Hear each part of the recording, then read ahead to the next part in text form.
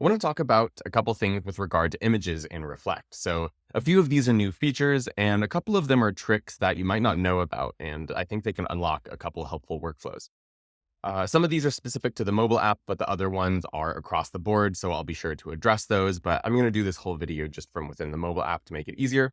So, I'm going to talk about encrypted images, which is something new that we just launched. I'm going to talk about images working offline. I'm going to talk about the ability to add images on iOS, which is not new, but I'll show you a couple easy ways to do it. And then we're going to talk about how to zoom into those images on iOS, which is new, and also show you how to select text within images, which is super cool. And there's a couple neat things that you can do with that. I think this is going to be useful to quite a few people. So let me start off with this first one here at the top. I'll talk about encryption. So assets you save to Reflect, not just images for the record, all assets. So it could be a PDF file you attach, an image or whatever, any file that you attach to Reflect.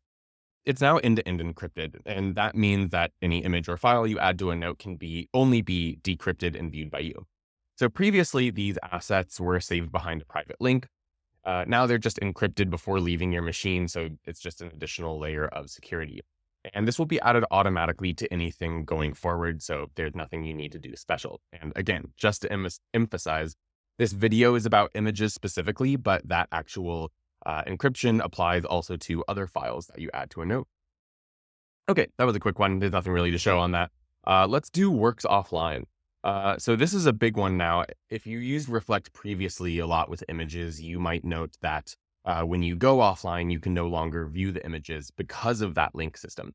Now that they are here on your device, and cached, you can use them offline, and you can also add them while offline. And just like the rest of your notes in Reflect, once you go back online, they will be synced. So that means if you add an image on your mobile app when offline, and then once you get an internet connection again, it will sync and you'll be able to show it on your desktop because it will sync. And again, that's just because images are now cached. So actually, if I go down here, let me just show you how to add an image quick so we can get that out of the way. There's a couple things you can do. You can do the classic copy and paste an image. So if you're going through something like a browser, you can just copy an image and paste it into Reflect just, by doing, I think the easiest way is just do the hold down and then the paste comes up and you can just click it there. Now, the way I usually add images is directly from my device. And some people don't know about this. This is actually a sliding menu. There's only 2 extra buttons here at the end, but one of them is this image button that you see here on the right-hand side. So if I tap this, we see all of my images come up, and you can select multiple. You can select one to add. Let me add one that's going to be kind of fun to zoom in on. I'll add a paragliding photo here, and I'll go ahead and add that. And then we see it in Reflect here. So I think that is the easiest way to add an image. Now, if I pull down my menu and I go into airplane mode, so that turns off my cell phone service and the Wi-Fi. Why does it say Wi-Fi is connected? I actually don't know why my Wi-Fi signal is still showing there on my phone. This has nothing to do with Reflect, but you can see my Wi-Fi is off and it's still giving me a signal. Maybe it's because I have my phone connected to this video, which is how the recording software works, but I guess on that one, you'll just have to take my word if my phone is in fact still connected to Wi-Fi that you can use the images while offline. So there's nothing really to show there. It just usually gives you a little offline indicator. If you, turn off your Wi-Fi on your Mac on an image, you'll see a note at the top that says that it's offline. So that's pretty much it for works offline. I just want to emphasize again that you can both add images and view images now when offline, and they sync again once you're back online. Okay, let me call that one good. Next is zoom into iOS. This is something new that we've added.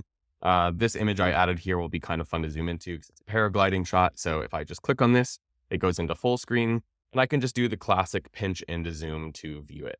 So, maybe I wanted to check out my form or something on this one, and I can zoom in to view it. Maybe it's something with, tiny text that you want to zoom in to read.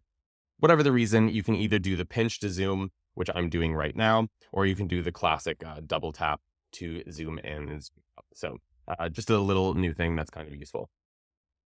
Okay, let's now go to select text and images. So to be honest, I don't know if this one's part of what they added or if you could always do this, but I just discovered this sort of by accident.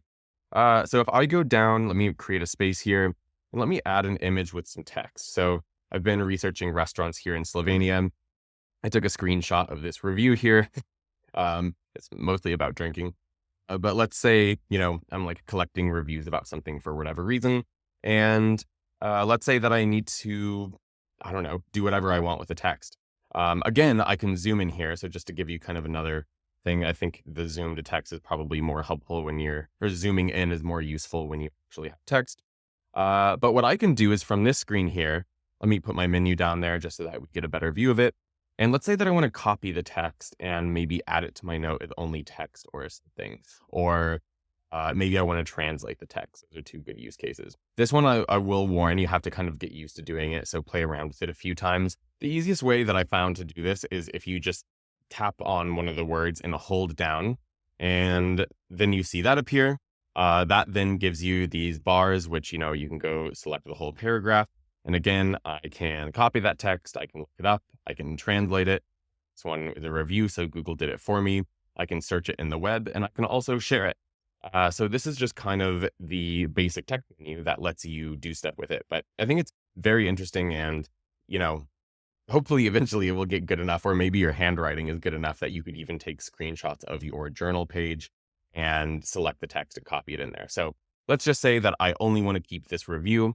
I can copy that text and, then if I want to, maybe I want to actually delete. Oh, I forgot there's a bunch of white space in this photo. Maybe you want to actually, then delete the photos and paste the actual text in there.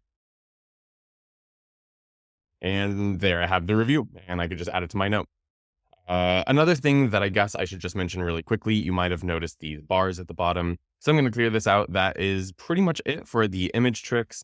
I think that last one in particular is probably new to most people. I had no idea that was possible. So I'm going to be playing around that for some workflows, especially if you're someone who adds in a lot of images. I think all of these tricks come in handy. So let me know if you have any questions. I do recommend playing around with these tricks because the gestures can be a little bit new if you haven't done them before. So again, just to kind of recap, if you're anywhere in a note, you can add the image either by copying an image and pasting it in or pushing on this button here on the right-hand side. If you are zooming into an image, tap on it once, it makes it full screen. You can then pinch in and out of it. And if you want to select text, just put your finger on the text and tap and hold. And this line pulls up, which you can then drag to select whatever text you want. And the menu then pulls up once you release. So I think that's it. Enjoy.